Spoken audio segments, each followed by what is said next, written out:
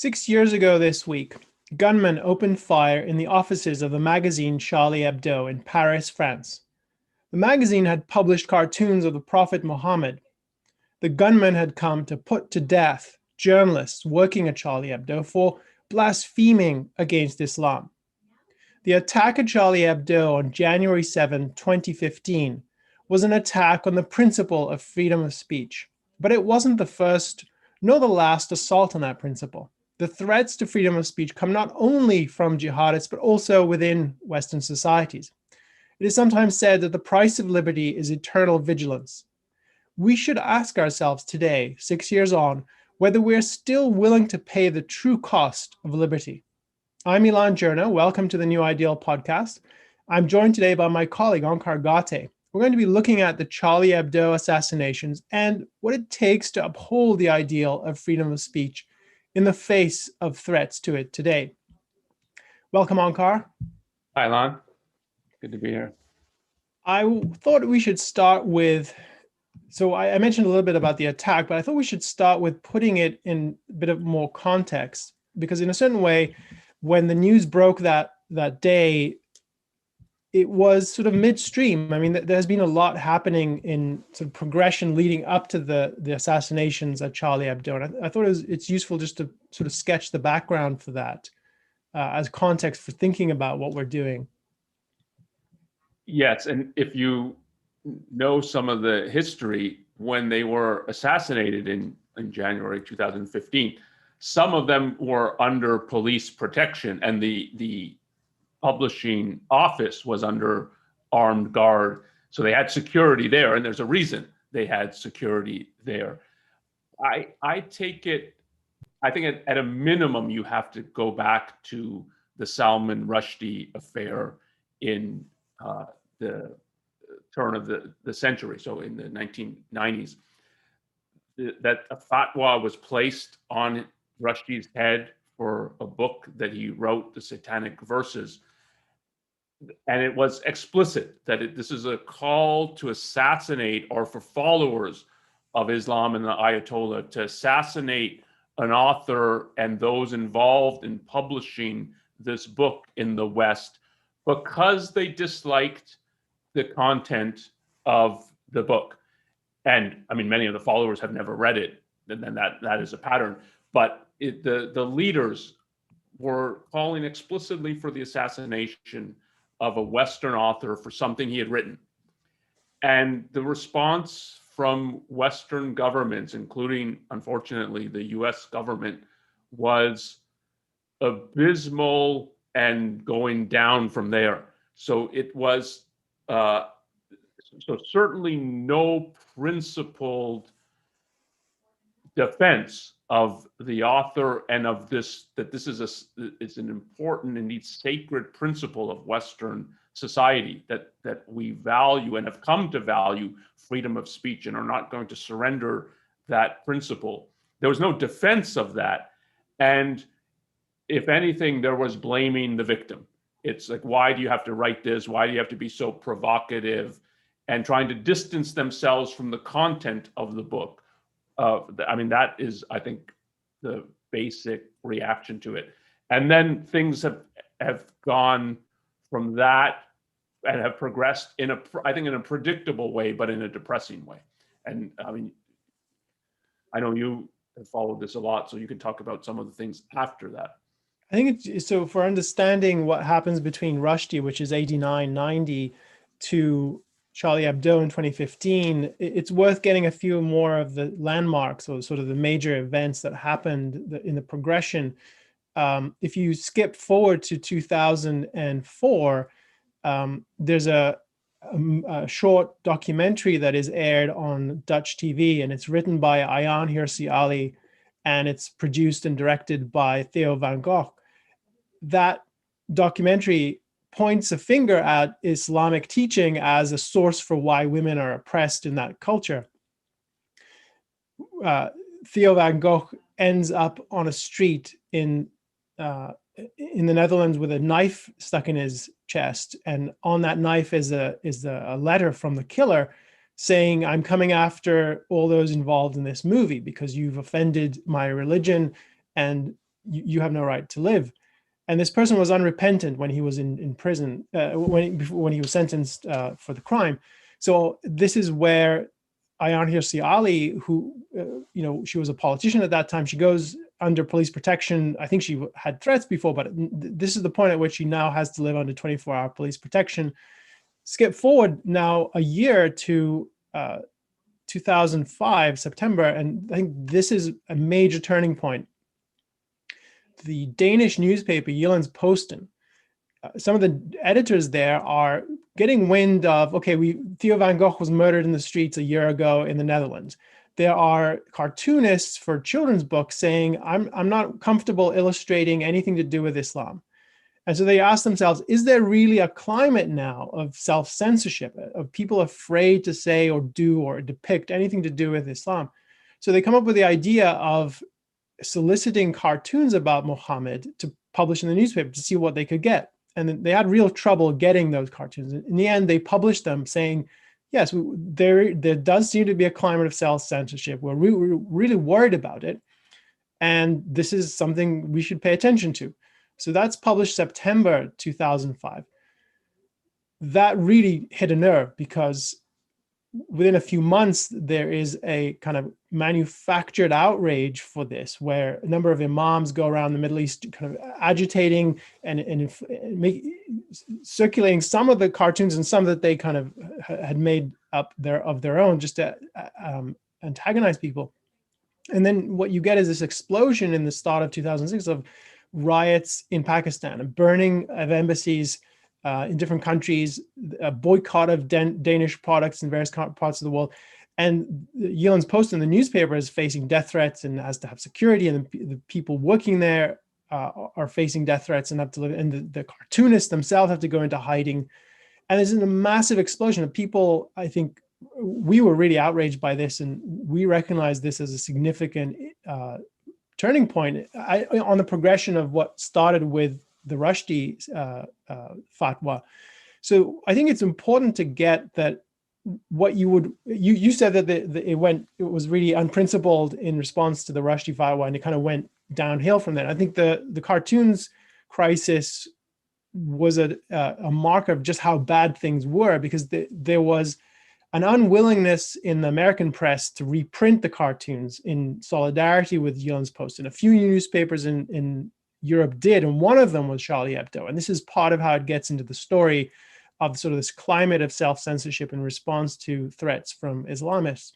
So, just abbreviating the story a bit, Charlie Hebdo reprints the cartoons. Then a lot of the other things happen where it's further confirmation that there is fear, that a lot of people are self-censoring.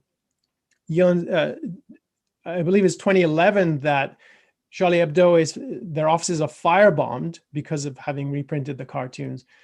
And then you get to 2015, which is 2 gunmen show up yelling, Allahu Akbar, God is great, and we're avenging the Prophet, as I said at the beginning, to punish the journalists who work at Charlie Hebdo for the crime, in their view, of blaspheming. So, there's this whole progression, which if you sort of, for people reacting this in real time, it's like one more thing, and it seems like it's unconnected, but there's really a through line here of, I think, appeasement of threats, cowardice towards them, and a real abdication of responsibility, both, I think, by politicians and also by intellectuals and people in the media. I think it was really shameful the way a lot of newspapers refused to stand alongside Jyllands-Posten and then Charlie Hebdo after 2015. Yes, and it's worth saying, I think, one more thing about why the Danish cartoon crisis, as it has been come to be called, is, I think, a descent from the Rushdie affair was really bad. But you could make an argument, I don't think it's a good argument, but you could make this argument that people in the West didn't recognize that we're at war with Islamic totalitarianism spearheaded by Iran. I think Iran knew they were at war with us. We didn't want to face that. So you can view the Rushdie thing as a kind of appeasement. And appeasement doesn't work. And that's part of the lesson that you get from the Rushdie affair and other acts of appeasement. But the cartoon crisis is we're at war in the Middle East. This is after 9/11. We're fighting Islamic totalitarians, whether we admit it or not. That's what we're facing. We're at war in Afghanistan. We're at war in Iraq. And even when we're at war and this arises, it's complete capitulation. And it was, again, the kind of, why do you have to publish these? Why did this Danish newspaper have to do this? Why would anybody republish this? And so it was appeasement when your soldiers and citizens are being killed on the battlefield. And that is such I think, a greater capitulation that it's like we have no ideals for which we're fighting. We're at war, but we have no idea why we're at war, what our ideals are, and the enemy that we're facing. And so I found the Rushdie affair was depressing. I found the Danish cartoons even more depressing. So with one thing that surprised me after the assassinations of Charlie Hebdo was the public reaction, particularly in France and other European countries, and even here in the US. There was a massive outpouring of public support for, well, it's hard to say exactly what for, but there was sympathy and grief for what had happened. And I just want to share some images of what we saw in the streets of Paris and other cities in Europe, where I think there were more people in the streets of Paris and France generally after the Charlie Hebdo assassination than there were right after the end of World War II, when everyone was celebrating the defeat of the Nazis and sort of the liberation of Europe. So we have people by the hundreds of thousands, probably close to several millions, showing up, holding up signs, "Je suis Charlie," which means "I am Charlie," so standing in solidarity with what up until that point was not a widely circulating magazine, not beloved by any means in France. It's more poking its finger in the eye of a lot of the establishment. And more than anything, you see world leaders coming up, standing shoulder to shoulder, marching, leading the march on January 11th, the day that was marked out for remembering the fallen journalists.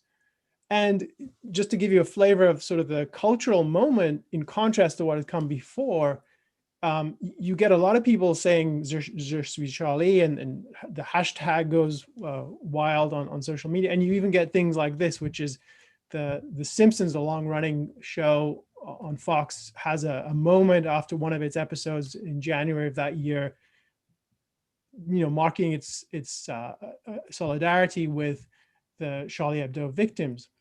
So I remember this, and we wrote about this at the time, and we had a number of events at the time. We brought in experts on free speech. We brought in Fleming Rose, who was the journalist at Jyllands-Posten, who had commissioned the cartoons originally and was friends with some of the journalists at Charlie Hebdo. And we spoke out about the importance of freedom of speech. Now, there was something really visceral about that public reaction, particularly in France and in other places. And one concern, which I think has been borne out, is it hasn't really changed anything fundamentally. I mean, all those people, they might still have their posters or their memories of that day. But I mean, my impression is it didn't really sink in. I don't think it sank in. And I think it couldn't in a certain way. I actually found the aftermath of the assassinations depressing. And if part of why I found the whole episode really depressing is this kind of solidarity had to happen with the Danish cartoon crisis. It had to happen when this is a newspaper who's testing whether there's self-censorship. And we should come back to talk about what self-censorship means. But they're testing, is there this climate that people are saying exists now in Europe and among European intellectuals and artists, that they won't talk about certain issues and aspects of Islam, including depicting the Prophet Muhammad in drawings or cartoons and so on, because of fear. Not because they think, oh, it's wrong to do so, but they're afraid. Does that climate exist? The cartoon crisis and the reaction, but that it became a crisis, was the proof that, yeah, there is a problem here. And it's at that point that people had to march, and we should have seen the newspapers across Europe, but even people marching, displaying the cartoons. That is, no, this is a fundamental right, that people can speak their ideas, give voice to their ideas, even if you disagree with them. But when it comes to the point that someone says, I'm going to kill you because you've expressed this idea, there's no debate anymore. You have to side, even if you disagree with the person voicing the idea, you have to side with that. I mean, we did events around the cartoon crisis where we displayed the cartoons. And part of our view was, this is what people have to do. If you're going to stand, this is what it means to stand in solidarity with them. And this is the time to stand. And after they've been assassinated, Charlie Hebdo was one of the few people, as you said, to stand with the Danish newspaper that had originally published these. They needed support prior to being assassinated. And where were the people? As we said, the Charlie Hebdo was already under police protection and so on. Where was the outrage for that?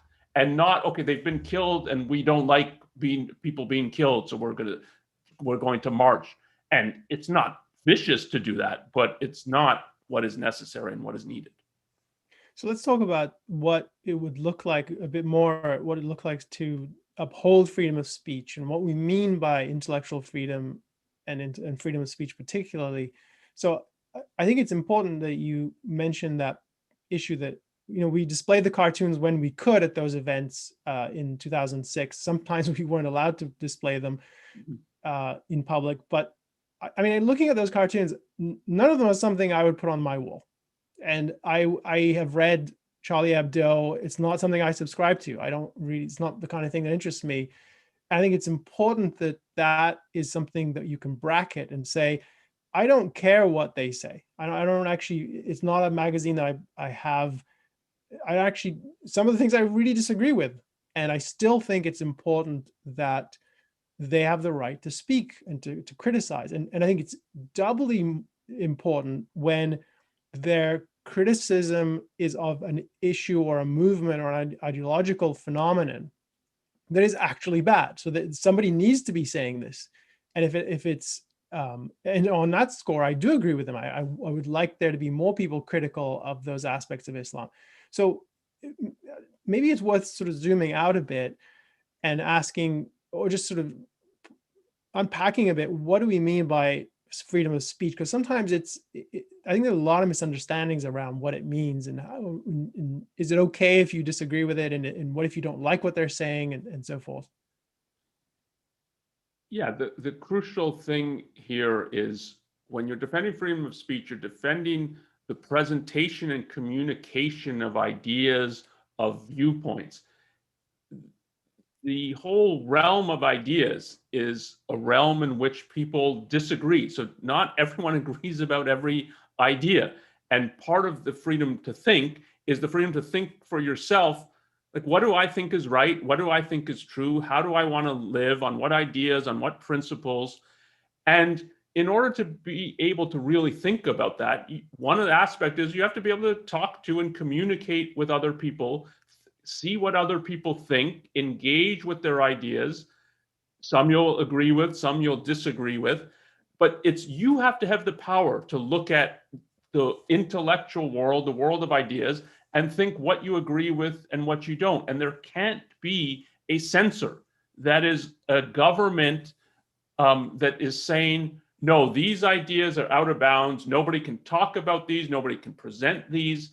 The moment you allow that, then you've ceded sort of your intellectual authority of figuring out what's true, and you've delegated it now to a government, and no one has a right to delegate that to the government. So the government has no legitimate power to say these ideas are right, these are wrong, these are things people can hear, these are things people can't hear. That doesn't mean every idea is true or every idea is good, but the government can't have this power. You as a citizen have to think about that. And so to say that a person has the freedom to speak and the freedom to think does not mean you agree with them, but it's you're recognizing their fundamental sovereignty, that they're, as an individual, have to have this power. And obviously, I mean, you can talk about this, but obviously you have recourse when you don't agree with things. And the recourse is not to gun the person down. I was going to say a couple of the things I've encountered with people in their view of free speech. My impression is it's often very confused. Various audiences I've spoken to, one issue that comes up is it's not meaningful. It's sort of frivolous, or and then it has to have some significant value in order to be qualified as free. And the response to that, I think, is no, it doesn't. It's for people to judge what they think of some idea or some statement or some artistic expression. And the other one is it can't offend somebody. And if it's offensive, that it's crossing a line in some important way. And I think that's a parochial way of thinking about the way ideas work. Every idea is going to be offensive to someone who disagrees with it. And I mean, I open the newspaper and I'm offended all the time.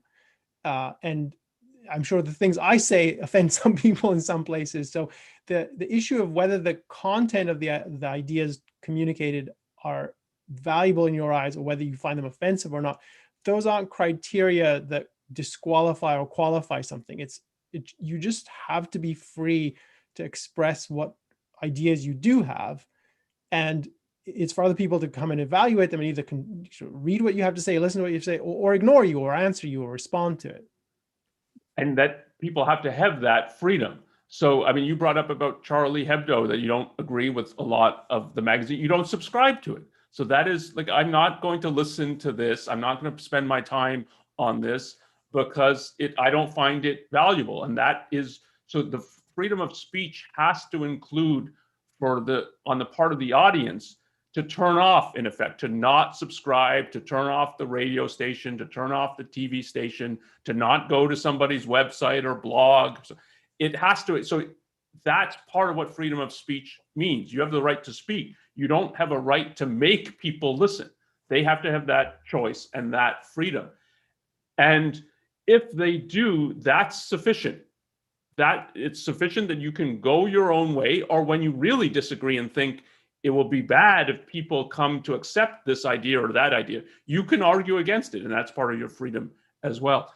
And on the issue of offense, I think one of the most fundamental things to understand about it is most truths were offensive to people. So when the path breakers who've discovered new knowledge, and whether it's a Galileo or in the ancient world, a Socrates, they're among the most prominent examples, but they're just examples of a general phenomenon. Socrates is challenging philosophical and religious views of his time, and he meets a lot of opposition, people who find it not just wrong, but offensive, what he's saying. And he's eventually tried and put to death for the ideas. But he's right, and his opponents are wrong. And when Galileo is challenging religious Christian doctrine and dogma, Galileo's right, and they're wrong. And yet the truth is viewed as offensive. So if you think of freedom of speech as part of it, it's to enable the individual's pursuit of truth. You have to recognize that truth is often offensive to people. And if you're going to say, oh, yeah, well, we can't offend, what you are saying in the end is we can't pursue the truth. There's a couple of other aspects I wanted to just bring out in a conversation about sort of thinking about the context of Charlie Hebdo. And you mentioned that when the gunman arrived, the number of the journalists had been under police protection, and they had a guard outside who was one of the first to be injured in the attack. There is and I remember at the time there were journalists who were sympathetic to Charlie Hebdo writing about, from the journalist perspective, there's a certain level of courage when you publish certain things that you might face sort of recoil and criticism, or put your life at risk, as the journalists at Charlie Hebdo did, and that they do that consciously. I don't think they ever expected this kind of response, but there is a way in which it takes courage to speak out. But I think, but I mean, it's worth sort of thinking more about what does it mean to, what does that courage look like? And for people who want to stand up for freedom of speech, what does it entail? What does it call upon them to do? Yes, I think it takes courage. It takes courage to be outside of the mainstream, um, or what's considered acceptable or true or right in your contemporary world or society or culture. That it's just it's that when you're voicing views that people are going to disagree with, you're going to be met with opposition. You're going to be met with people calling you wrong. And if you're a radical, it's usually not just wrong, but crazy, deranged, and so. I mean, we at the Ayn Rand Institute, where we have a radical viewpoint. It's a radical. Ayn Rand's philosophy is a radical new philosophy. Many people, when we go up on stage, have interviews on radio, TV, it's not just, no, I don't agree with you, but it's often, no, that's crazy, your viewpoint. And that it takes courage to be able to stand and say, no, I mean, 100 people, 1,000 people think I'm wrong, but it's that, unless you give me an argument and some evidence for why I'm wrong and you're right, I'm going to stand by my position and my viewpoint. That, I think, takes courage. It takes the courage of your convictions. It's a whole different level of courage when it's not just what you face is social disagreement, criticism, and even people saying you're not just wrong, you're crazy. It's when you face physical intimidation, physical harm, and when it gets to the level of that you're going to be killed for expressing this viewpoint, that takes a whole another level of courage. And it's a courage that in a certain way you shouldn't have to exhibit. This is part of what the self-censorship means. It's the moment physical harm is threatened, the government should step in. And part of its abdication here of Western governments is that they did not or did not sufficiently. So I should remind everyone watching us live that we're happy to take questions. We'll leave some time at the end. If you're watching us on YouTube or Facebook, please use the super chat feature on YouTube to submit your questions. Thank you. We've received one donation. We appreciate your support. And if you're watching us on Zoom, you're welcome to use the Q&A module, which is at the bottom of your screen, to send in your questions. One other thought I had about the Charlie Hebdo reaction. So you said that you found it really depressing, and you explained that it has to do with it was too late in a certain way. That there should have been support for the earlier kind of the sort of the episode at Gillen's Poston deserved that kind of support, and then that kind of held off. One thing about the Charlie Hebdo that struck me, that massive public demonstration of support, and even the politicians who showed up, I don't actually want to talk about them because I think there's other calculations that come in, but just the public reaction, and even some of the intellectuals, there was and I described it as visceral, and I think it was a really emotional reaction. But this is the kind of thing where it's not unusual for that emotional reaction. Well, once it dissipates, because emotions don't live forever in your system, like you have them and it could last a day, and there's grief, and it goes on for longer, and there's mourning and things like that. But once they abate or attenuate over time, then what happens? And this is the point I was sort of thinking about. It was, and this is the point I remember writing about this at the time, and some of my, our colleague Steve Simpson, when he was here, was writing about this too, which is there's a certain good element of being outraged by something, but that emotional reaction isn't sufficient to activate you beyond the moment, beyond the month, however long it lasts, because there's real intellectual work to do. And that needs to be conscious, it needs to be deliberate, it needs to be sort of strategized and long-term and ongoing. So in other words, there has to be a conviction that is, you believe free speech is a paramount value, and it has to be defended, and defended on, on every front, with sort of ongoing statements and exhibiting the value of what you're doing. So there has to be that kind of work. And I think what we saw in the last 6 years since Charlie Hebdo and the reactions to it is there hasn't been that kind of work, or not enough of it to make sort of a change in the trend that we're seeing. Yeah. And you put it that you have to have a conviction. And I think that's right. Another way to put it is you have to be willing to take a stand. And here that means a principled stand. So I viewed the reaction after the assassinations in 2015, and as you said, it was a massive reaction in the streets of France, as the reaction of people trying to walk the middle of the road.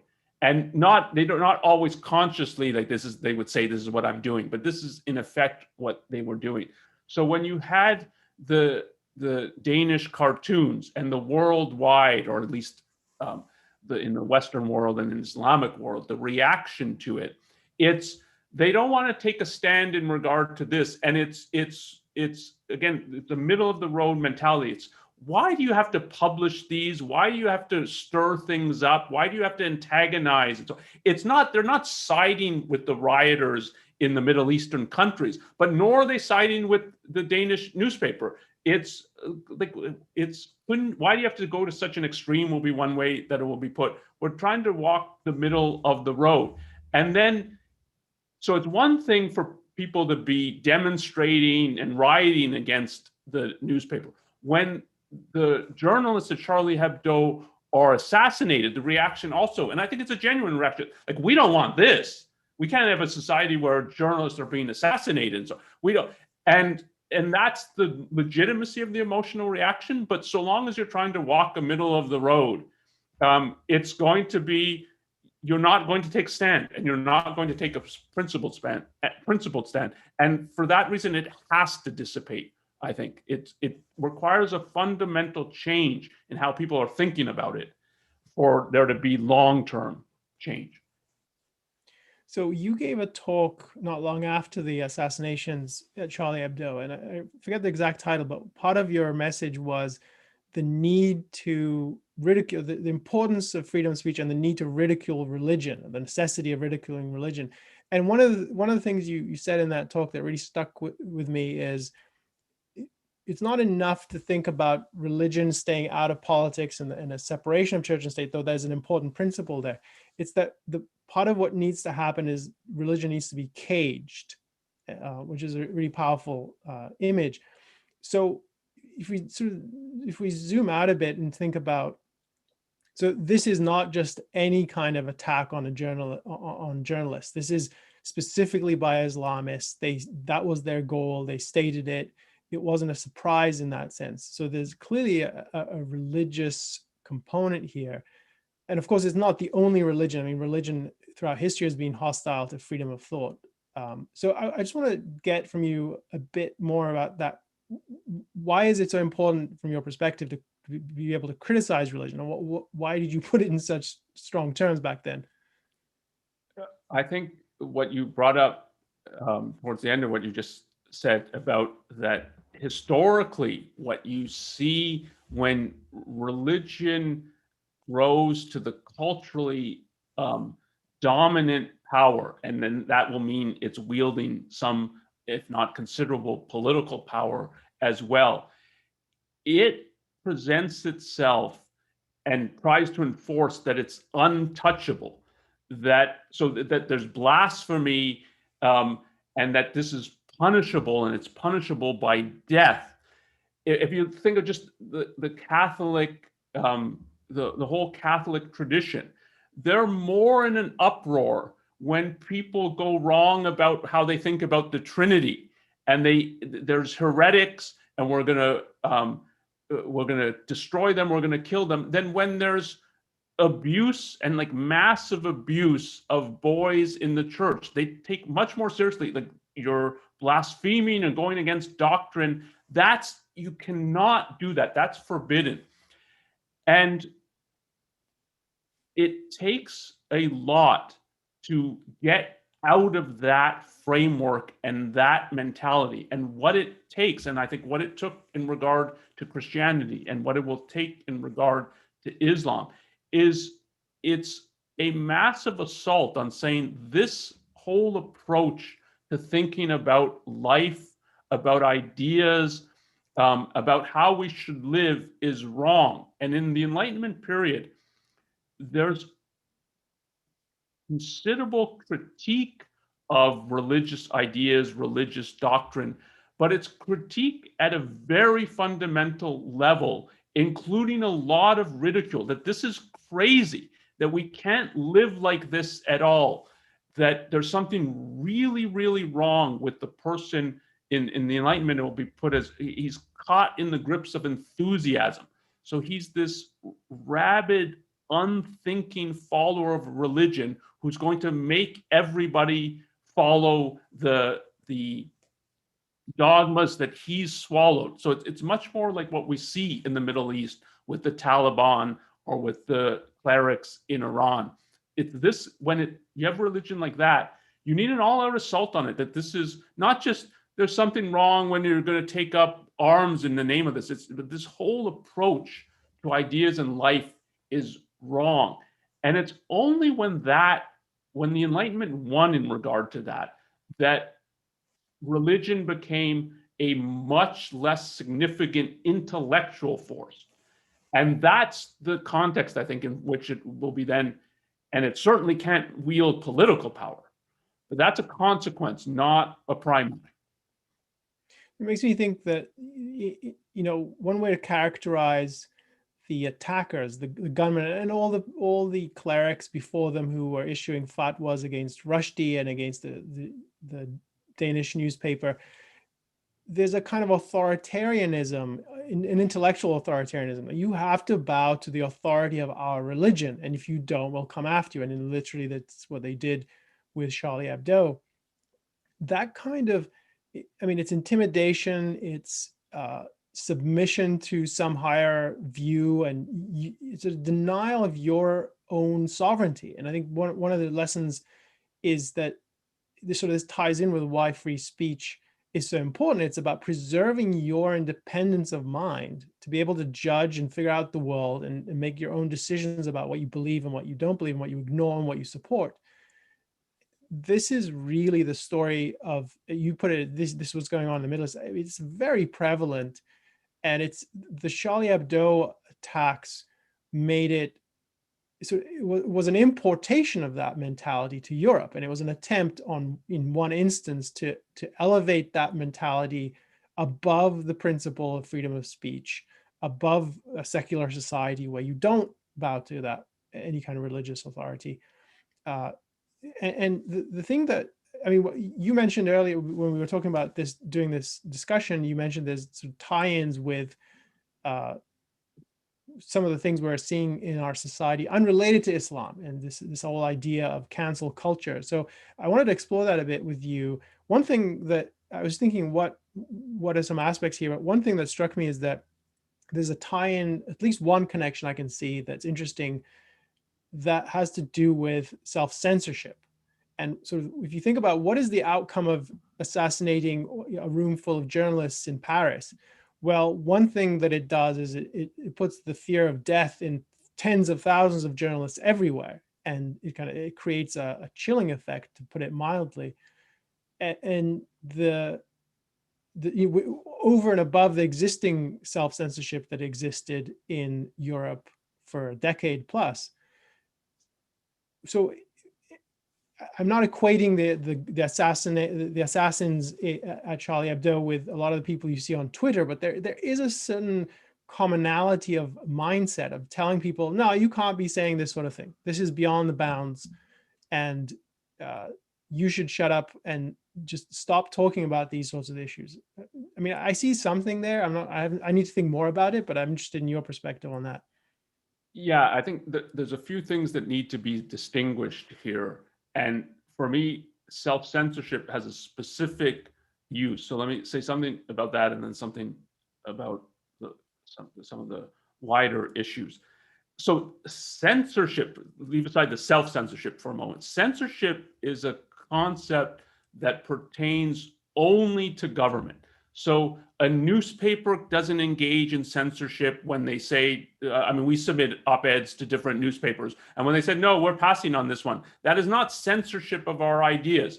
If we have freedom to speak, but other people then have to have freedom to say, yeah, I like what you're saying, I'm going to publish it, I'm going to amplify your message, or no, I don't think this is any good and I'm not going to publish this. So it's not censorship when someone disagrees with you and as a result says, I don't want to deal with you in this way or that way.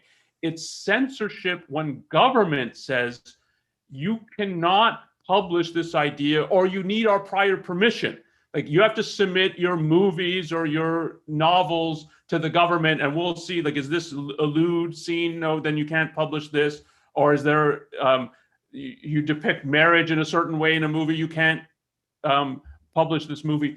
And it's the government saying you can't, and you'll face legal penalties. You'll be fined, you'll be imprisoned. That's censorship. So what self-censorship means, censorship is the government interfering with your right to freedom of speech, freedom of expression. Self-censorship is other individuals interfering with your right to freedom of speech and the government not protecting you. So it's so if you think of what it meant for what the Danish cartoons, what they were testing to say was self-censorship, it's that people not speaking their actual ideas, things they actually think, for fear. But the fear is not people are going to criticize me, people are going to write letters to the editor saying, like, these cartoons are really bad, this is stupid. It's fear of physical violence. So it's our newspaper is going to be firebombed, our newspaper offices, or we're going to be beaten up or even killed. That's then, if the government did that because you published a story or a cartoon, that would be censorship. And if you fear that your neighbor's going to do this and the government's going to just sort of stand by and not defend you, then it's, and you say, okay, so I'm not going to publish this cartoon or write this story because I'm scared of being beaten up or killed. That's self-censorship. And it's now it's the government, and you, in this case, unfortunately, there's reason to think the government won't defend me. And then if you're censoring because, so if you're not publishing something because you can't take the criticism, that's a lack of courage, a lack of integrity of standing up for your ideas. If you won't publish something because you're scared to get a bullet in your head, that's not the same thing. And that's when self-censorship applies. We bring this to the context of, you know, I don't like the term cancel culture, but what I think sometimes is meant by that is the idea that there are censorious people who are going to come out and either shame you or maybe cause you to lose your job or lose your standing. And so I think some of that is legitimate. People should be able to criticize you, and there might be consequences, and that's just part of being in a society where people are free to air their views. I think that there's an aspect that comes out where there's sort of a mob mentality that comes along. And it's not simply, yeah, I disagree with you, you're fired, you can't write for this newspaper anymore, or you can't teach at this university, or I don't want to be friends with you. It's not any of those kinds of things. It's more of people sort of grouping together in a sometimes coordinated, sometimes sort of spontaneous, but just this person has to be shut up. Let's see what we can do. And there's all sorts of things that are done that are, I think, are harassment or intimidation. And sometimes there's even, you know, doxing people, revealing their private information, their home addresses and things, like, all of which are, I think, meant as threats. Like, we know where you live and we'll come after you, or we're paving the road for someone else to do that, which is often the way these things work.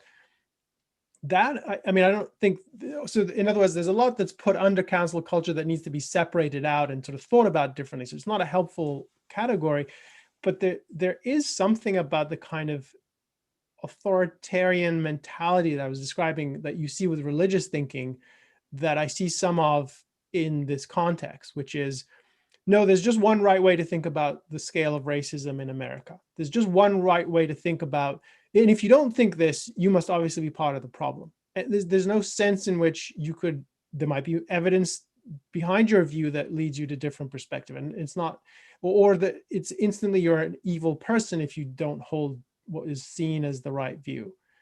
So I know I get that that's different from self-censorship, but I can see people, I mean, there's stories of people in newsrooms saying to themselves, I'm not going to write this story because all my colleagues are going to group, or they're gonna come after me kind of in a gang effect, and they don't want to write about that story, so that story doesn't get written.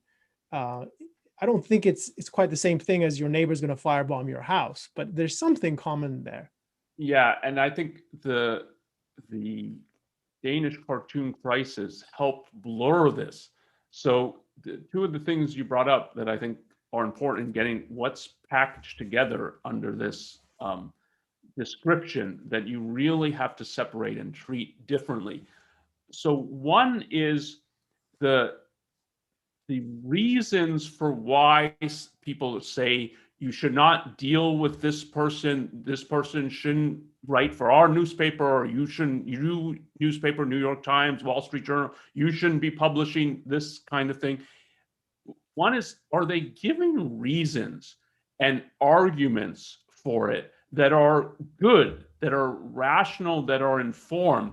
Or is it a mob mentality that in effect is saying, look at the number of people who are objecting. We're upset. We're outraged. You should do something about this, even if we have no reason to be upset, even if our outrage is irrational. So, and if you think of the time of the Danish cartoon crisis, so part of, you put it, the imams were going around the Middle East trying to stir things up. And it was then what they're trying to show, and what too much in the West was taken. Like, look at the outrage. There's something wrong if we're doing something where there's this many people demonstrating and so, and without thinking, like, what's the source of the outrage? Virtually none of the people in the crowd had seen any of the cartoons. They've been told to be outraged, and so they're saying they're outraged. So it was fundamentally irrational and immoral. And then to take that seriously, to say, oh yeah, I mean, a lot of people are upset, maybe we should look at what we published and why are we publishing this kind of thing. You should not capitulate to that mob kind of mentality that is fundamentally irrational. That's one of the things going on. But then if you also blur, there's a radical difference between saying, look, you brought up that the Islamic countries, some of them, and the imams were pushing, don't buy Danish goods and don't buy Danish beer and so on.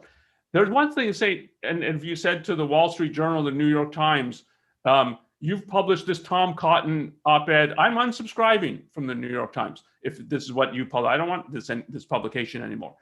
That's one thing. It's another thing when you start to intimidate them. And that line is incredibly blurred today, of issuing threats, online threats, where people say, well, it's just an online threat, so what does it really mean? But online threats do often translate into actual physical action. If not by the person issuing the threat, then he's stirring people up to attack. It's when you start demonstrating outside a person's home or a business and making it hard for people to get in and out and so on. That is not criticism anymore. That's a violation of people's rights. And when you blur that, you're as a society, you're really in trouble. There's one thing for people to say, I'm not dealing with you because I disagree with you. And it might be irrational for why the person disagrees and won't deal with you. But the moment they start introducing threats and the possibility of you suffering physical harm for what you're doing, that should be in a completely different category. And part of what is put under cancel culture blurs that as well. So you can't think if you're treating this as one phenomenon about what you have, and you have to think the same about everything that is going on. You have to make real separation between both for the reasons for why people are objecting, rational or not, and how are they objecting?